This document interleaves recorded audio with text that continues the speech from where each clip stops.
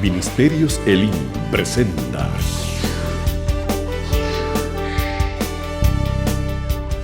al pastor Héctor Nufio en el programa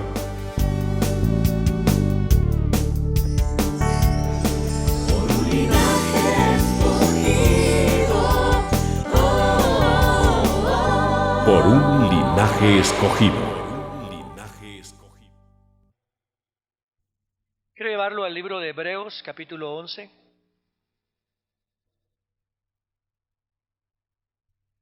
Hebreos, capítulo 11. Y seguimos en el tema de la fe. Qué importante es la fe. La fe no es solamente creer en algo.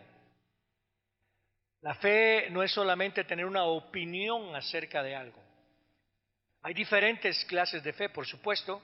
Hay una fe humana que incluso te mete en lo espiritual y que incluso es capaz de llevarte a ti a ver milagros, a ver prodigios, a ver señales, pero no es una fe que agrada a Dios, porque no se considera a Dios el justo, no se considera a Dios el fiel.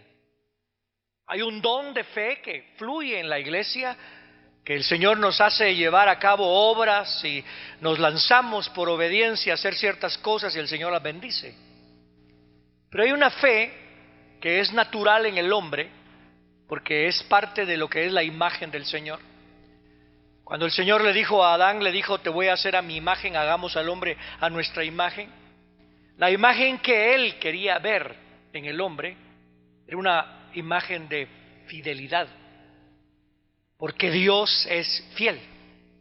¿Estamos de acuerdo en eso? Esa fe es una fe natural en el hombre porque fuimos creados para creer. Fuimos creados para ser fieles. Fuimos creados para hacer la obra de Dios. Esa fe, el enemigo viene y la comenzó a distorsionar hasta que el hombre cayó y se separó del Señor y incluso huyó del Señor porque le tuvo miedo. O sea que cuando el hombre cayó en pecado, comenzó a desconfiar de la fidelidad de Dios.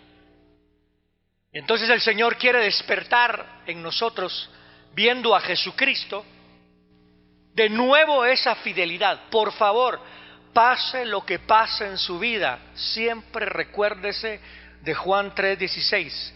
Que de tal manera, óigame bien, de tal manera amó Dios al mundo, que dio a su Hijo unigénito, para que todo aquel que en Él crea no se pierda, mas tenga vida eterna. Estábamos perdidos, pero por gracia hoy somos salvos. ¿Cuántos alaban el nombre del Señor? Esa es la fe que Dios quiere levantar en nosotros. Una fe de fidelidad. La palabra fe en el hebreo en sí no aparece como fe, sino aparece como fidelidad. Yo creo en Dios porque Él es fiel. ¿Me explico? Entonces leamos lo que dice el verso 1, que lo he estado repitiendo constantemente, del capítulo 11 del libro de Hebreos. La fe es la constancia de las cosas que se esperan, la comprobación de los hechos que no se ven. Entonces cuando leemos eso y nos vamos al hebreo en sí, la palabra fe no existe en sí, sino que tiene otras traducciones, y la palabra fe se diría fidelidad. Entonces diríamos, la fidelidad es la constancia de las cosas que se esperan. Pero ¿la fidelidad de quién? La fidelidad de Dios, porque Dios es fiel. Yo sé que el que habló va a cumplir, porque sé en quién he creído y sé que el que comenzó la buena obra en mí no se va a detener, sino hasta terminarla. ¿Qué dice si alabamos al Dios fiel que tenemos? Esa es la palabra fe, es la constancia. O sea, yo estoy seguro de lo que creo porque sé que Dios es fiel.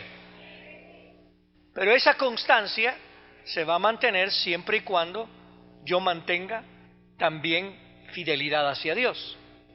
O sea, lo que va a ocurrir, Dios lo va a llevar a cabo. Pero mi forma de disfrutar la vida y mi forma de disfrutar la fidelidad de Dios depende también de mi fidelidad ¿Por qué? Porque Él sigue siendo fiel. Pero si yo soy infiel, voy a perder esa constancia. Y voy a creer, bueno, de seguro Dios ya no va a hacer eso porque yo no cumplí. De seguro Dios ya no va a hacer eso. Y me va a meter en situaciones en las cuales me voy a comenzar a alejar del Señor y a desconfiar de lo que es Dios. Por ejemplo, fíjese bien, viene Dios y le dice a Adán, ¿dónde estabas? ¿O dónde estás? Y le dice a Adán, me escondí porque tuve temor, porque yo estoy desnudo. ¿Por qué estoy desnudo? Porque pequé. Y como pequé, ya no disfruté que tú descendías. Como pequé, ya no tenía confianza en quién eres tú.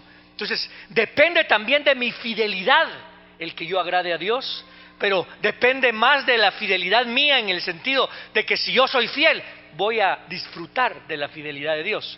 Dios continúa siendo fiel. Es más, lo tremendo es esto, dice la Biblia, que aunque seamos infieles, Él sigue siendo fiel. Imagínense, aunque seamos infieles, abierta está la puerta para que todo el que clame a Él venga a mí, dice el Señor, y yo le responderé. Qué tremendo es el Señor, aleluya. Muy bien, ya hemos explicado esto en varios domingos, pero hoy quiero meterlos un poquito más a lo que es la batalla espiritual. Y para eso los voy a llevar al libro de Efesios. Lo voy a molestar un momento más. Amén. Lo voy a llevar al capítulo, a segunda de Tesalonicenses. En donde vamos a leer un poquito al respecto de lo que el Señor quiere hacer con cada uno de nosotros en nuestra vida, en el sentido de que nos aferremos constantemente a Él y que sepamos lo que Él está haciendo, de que Él, vamos a ir a Efesios, me disculpa, ¿verdad? No se enoja conmigo. Vaya pues. Efesios capítulo 6.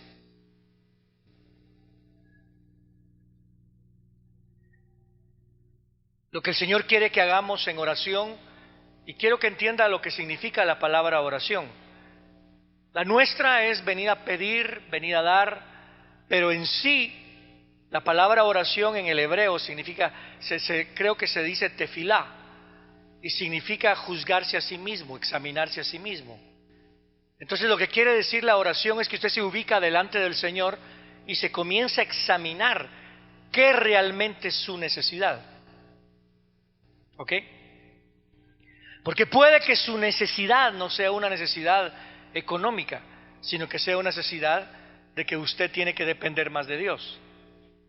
Fíjese bien, alguien contó esto, y por favor, no me vaya a malentender. Nosotros en el diezmo, cuando hablamos del diezmo, somos personas que enseñamos el diezmo y decimos, si usted va a diezmar, no diezme como una costumbre, no diezme como algo que es religioso, diezme por agradecimiento y por dependencia. Que nadie haga nada por obligación, ni por necesidad. ¿Me explico? Entonces, pero escuché a un ministro y me gustó lo que él decía. Dice que él era misionero con sus papás en la China. Y su mamá siempre separaba el diezmo y lo daba y lo daba y lo daba. Pero un día iba a haber una graduación, iba a haber una fiesta y necesitaba ella comprar algo para sus hijos. Era una mujer muy fiel y tenía el diezmo separado y le dijo, Señor, por esta ocasión, por unos 2 meses yo no voy a diezmar porque necesito hacer esto para mi casa, le dijo. Y lo hizo. Y no diezmó por 2 meses. Y entonces lo que ocurrió fue algo muy tremendo, porque dice que los hijos siempre habían comido lo mismo, siempre le daba la misma cantidad de comida y siempre quedaban satisfechos. Pero durante esos 2 meses los hijos comían exactamente lo mismo y hasta un poquito más y nunca quedaban satisfechos. Qué curioso, ¿verdad? Entonces ella le atribuyó y dijo, cuando uno cumple con cosas del Señor, el Señor de alguna manera, aunque no se mire, uno está más satisfecho con ciertas cosas. Entonces quiero que piense un momento, digamos, Señor, yo quiero esto, yo quiero esto, yo quiero esto. A lo mejor nuestra necesidad no es eso lo que queremos. A lo mejor nuestra necesidad es llenarnos con la presencia del Señor. ¿Sí me estoy dando a entender en eso? Entonces, quiero que entienda que en las batallas que tenemos, cuando venimos a orar, tenemos que descubrir qué realmente es mi necesidad. Por ejemplo, muchas veces uno anda pidiendo aquello y tal vez lo que tenemos es envidia, no necesidad. Señor, engrandece la iglesia, que la iglesia sea más grande. ¿Por qué? Porque estoy compitiendo con aquella. Entonces, cuando venimos a la oración, el Señor nos ubica y nos comienza a ver qué es lo que realmente necesitamos. Tal vez le decimos: Padre, te pido que tú toques a mi esposa porque es muy brava, Señor. Y el Señor te va a decir a ti: ¿por qué es que es brava? Y a lo mejor el cambio está en ti. Entonces, esa es la verdadera oración, la tefilá, la que venimos, nos ubicamos delante del Señor y le decimos: Padre, yo vengo a pedir, pero yo sé que tú sabes de qué tengo yo necesidad antes de que yo te lo pida. Y hay veces que yo te pido lo que yo no tengo necesidad, pero tú dame lo que tú sabes de qué tengo yo necesidad. Lo que más tengo necesidad es el de agradarte y estar con tu presencia, Señor. ¿Cuántos alaban el nombre del que vive? Eso es lo que tengo necesidad. Muy bien. Pues cuando nos metemos en la vida, hay un montón de situaciones que nos quieren atacar, que quieren traer argumentos, que quieren traer pensamientos a nuestra mente, que nos vienen a dar conceptos de cómo actuar, de qué tenemos que hacer, y conceptos que nos desvían de las cosas del Señor.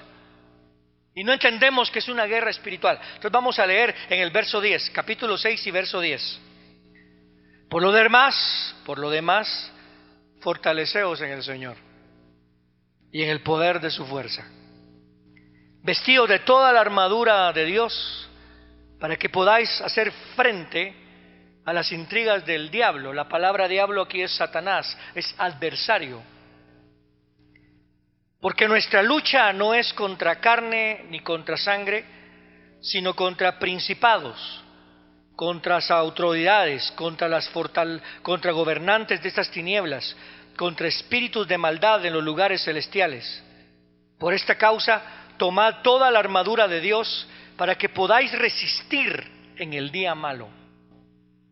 Y después de haberlo logrado todo, quedar firmes. Pero note: permaneced pues firmes. O sea que la lucha viene, pero después de que hay lucha hay que permanecer firmes. No solamente ser firmes en la batalla, sino permanecer pues firmes. Lo que me llamó la atención en este texto fue el día malo. Yo le pregunto: ¿ha tenido usted días malos? Creo que si en algo estamos todos de acuerdo es que en todos hemos pasado por días malos. Ahora hay que definir qué es un día malo. ¿Será que un día malo no está bajo el control de Dios? ¿Será que un día malo es algo que Dios no puede hacer que trabaje junto para bien? Por eso dice la Escritura, porque nosotros ahora en nuestro lenguaje a veces sincretista decimos: todas las cosas trabajan juntas para bien. La Biblia no dice eso.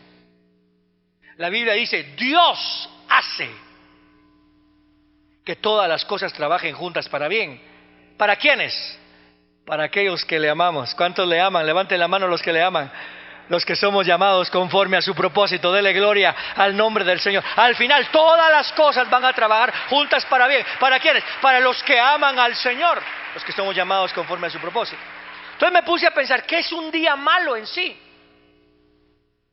Porque tal vez un día malo podríamos decir que fue cuando Cristo Jesús murió en la cruz del Calvario. ¿Habrá sido ese un día malo?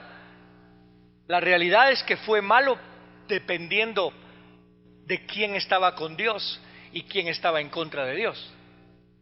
para los que estábamos con Dios, para los que estamos con Dios, aunque no se hubiera entendido, para Pedro, para los apóstoles, para María, para Marta, para todas las que estaban ahí, aunque vieron ahí en la cruz del Calvario, estaba muriendo el Señor. Era un día malo para ellos, pero no entendían que aunque en su mente fuera un día malo, ese no era un día malo para ellos, era un día malo para las tinieblas, porque en la cruz del Calvario el Señor avergonzó a todo principado y a toda potestad y los exhibió públicamente y nos dio a nosotros un nombre que está sobre todo nombre, que es el nombre de Jesucristo, para que a través de Él nosotros declaremos que toda rodilla se doblará y toda lengua confesará que Jesucristo es Señor. Dele gloria al nombre del Señor. Vamos, pueblo, ese aplauso fuerte al que vive. Note eso.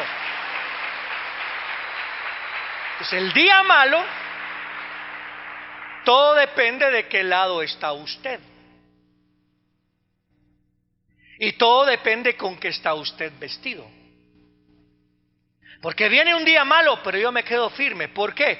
Porque ese día malo se convierte en un día bueno. ¿Qué cosa? Toda prueba fortalece mi fe. Toda prueba me lleva de virtud. Un ejemplo. Usted puede que tenga un testimonio. Ayer me habló un hermano, su padre yo lo llamé, su padre murió, yo le hablé y él me comenzó a comentar y me dijo: pastor, fíjese que pasé por un montón de cosas, pero tengo un testimonio tremendo, y me invitaron a un discipulado de cierta iglesia para dar el testimonio de lo que yo había vivido. Aquello malo se convirtió en bueno. Aquí tenemos personas que han estado en la cárcel, pero que ahora ministran a otros. Tenemos personas que tuvieron un día malo, que estuvieron en adulterio y han salido del adulterio y ahora tienen victoria en el nombre del Señor. Se pusieron firmes, pero ahora hay que permanecer firmes. ¿Me doy a entender en eso? Veamos un poco al respecto del día malo. Pensando en el día malo, me pregunto, ¿cuándo fue la primera vez que el Señor mencionó que había algo malo o que había un conocimiento de malo? Fíjese, viene Dios y separa el agua, separa la tierra, separa los cielos, comienza a crear, y cada uno de los días de la creación Él dijo: es bueno. Y vio Dios que las cosas eran buenas. Hizo al hombre, y después de haber hecho al hombre vio que no era bueno. No dijo que era malo. No era bueno que lo